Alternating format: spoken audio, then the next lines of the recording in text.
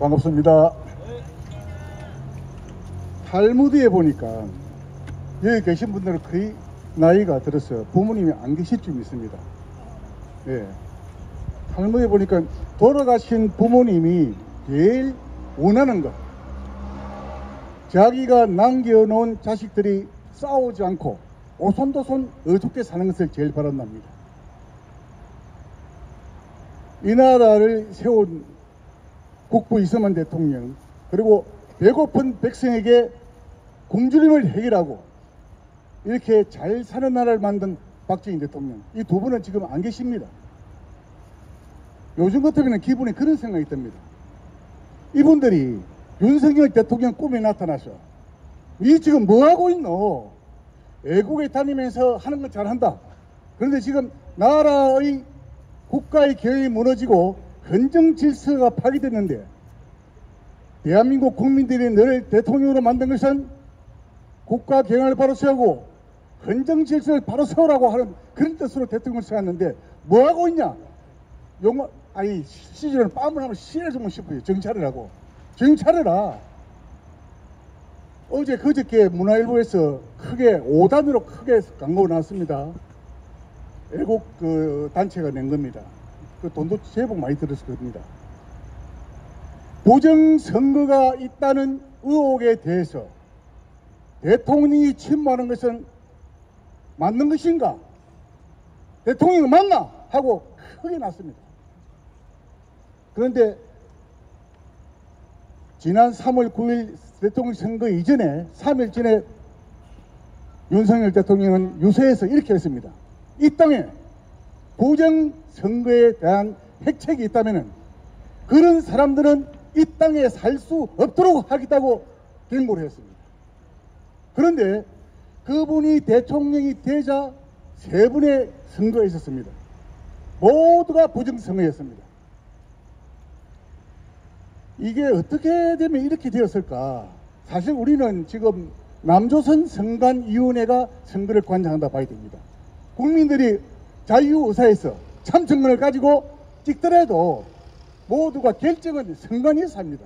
이것은 제야의 전문가, 허병기 교수라고 한국 최고의 통계학자, 이거는 인류 역사상 이런 통계가 없다. 매덕분지 1 이런 거는 모두가 만든 거다.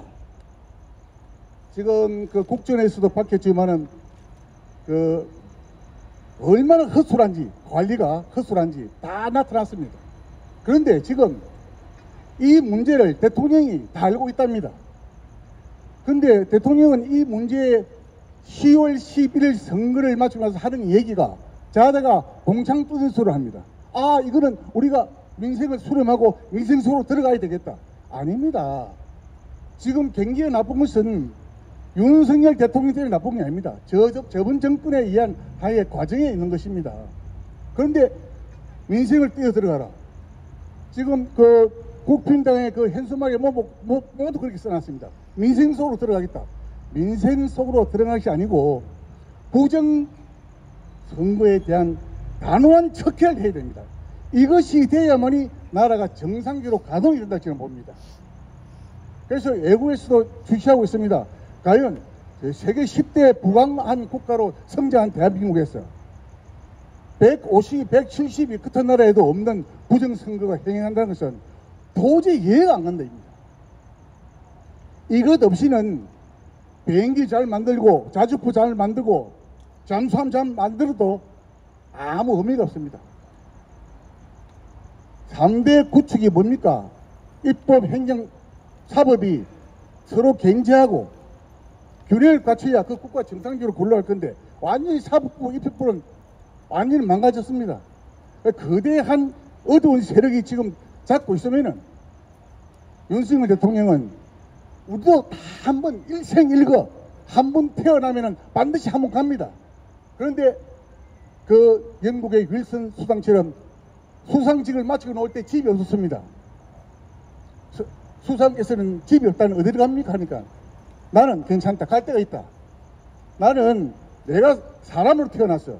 남자로 태어났어. 한 국가의 수상으로서 국가 경영을 해보고만 해도 난 최고의 영광이다. 윤석열 대통령은 자식도 없습니다.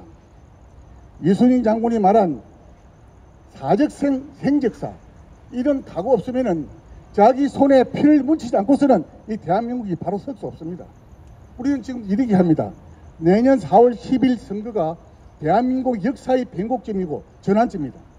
이것이 잘못되면은 다시 더불어민주당한테 표가 가면은 표가 가는 것이 아닙니다. 다 만들어버립니다.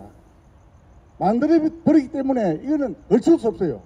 그래서 지금 각계의 어떤 그 부정 선거에 대한 원성이 지금 일어나고 있습니다. 그래서 윤석열 대통령이 정신을 차려야 됩니다.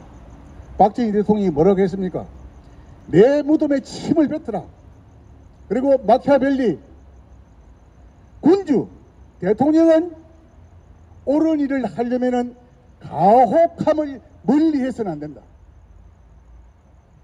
문재인은 악법으로 국민을 얼마나 괴롭혔습니까? 그러나 윤석열 대통령은 정의를 바로 세우고 국가의 경영을 바로 세우고 헌정질서를 회복하기 위해서는 좌파들한테 가혹하게 해야 됩니다. 가혹하게. 예. 박정희 대통령이 있었다면 이렇게 놔두겠습니까? 얼렁뚱땅하고 어느 마음이 있냐? 나라가 불행해지고 개인도 불행해지고 우리의 후세들 어떻게 되겠습니까? 저놈들이 내려와서 이 나라 접수하면요 끝입니다. 근데 그래도 처음에는 그렇게 될까 하고 정거원 목사님의 그 예언이 딱딱 들어맞습니다. 근데 요즘 굉장히 우울합니다. 울적합니다. 그래 울자를 찾아보니까 답답할 울자라 한문으로. 예. 그래서 내 생각이나 여러분의 생각이나 그렇게 차이가 없을 것 같은 생각에서 말씀을 드립니다. 우리가 윤석열 대통령 선거를 위해서 우리는 박수치고 응원합니다. 그러나 가장 중요한 문제, 내치가 나가면은 그 나라는 끝입니다. 지금부터 2500년 전에 농경사에서 한비자는 이런 얘기를 했습니다. 그 나라의 법이 강하지 않으면은 반드시 그 나라는 쇠퇴한다. 지금은 직업이 약 2만 5천 개 이상 됩니다. 복잡한 산업사회입니다. 이때일수록 그 법이 제때 시스템에 의해서 국가가 운영되고 경영돼야지. 그렇지 않으면 그 국가는 망가집니다. 베이지넬로 보십시오. 베네수엘라. 예, 그 세계 석유 최고의 매장이라 같이 나라가 퍼주다가 거지 나라 되었습니다. 저는 답답해서 여러분과 같이 이 답답을 조금 해소하기 위해서 나왔습니다. 그런데 다행스럽게도 우리가 강화문 이승만 광장에 모여서 소리치는 그 심정이 뭔가 도달되었던지 정거원 목사님이 뭔가 중단 결단을 한 것 같아요. 이번에 그 집회의 이슈가 다행스럽게도 선거제도 개선에 들고 나왔습니다. 그래서 이 나라 구하는 것은 이 나라 세운 기독교가 또 우리 기독교 이 신자들이 국민들이 이 나라를 바로 세울 수밖에 없다. 저는 확신합니다. 그래서 강화문에서 일어나서 국민 저항운동으로 이것이 불이 붙고 영혼의 불길처럼 일어났을 때 좌파를 섬멸할 수 있고 올바른 대한민국의 미래가 보장된다고 저는 생각합니다. 여러분 제 심리하고 비슷하지 않습니까? 여러분 심정이 감사합니다.